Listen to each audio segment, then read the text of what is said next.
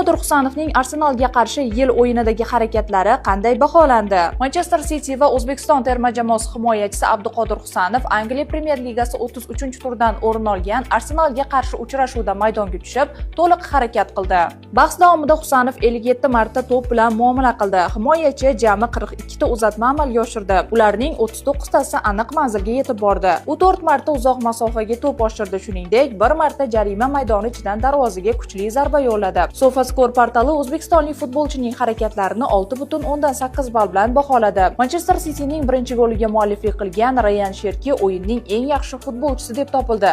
8.4 ball. Chap qanot hujumi va himoyada faol bo'lgan Niko O'Raylining harakatlari 8.2 ball. Shaharliklarning ikkinchi golini kiritgan Erling Haaland hamda chap qanot hujumchisi Jeremy Dokuning ko'rsatgan o'yini 7.4 ballga loyiq ko'rilgan. Maydon markazida ishonchli harakat qilgan Rodriga 7.9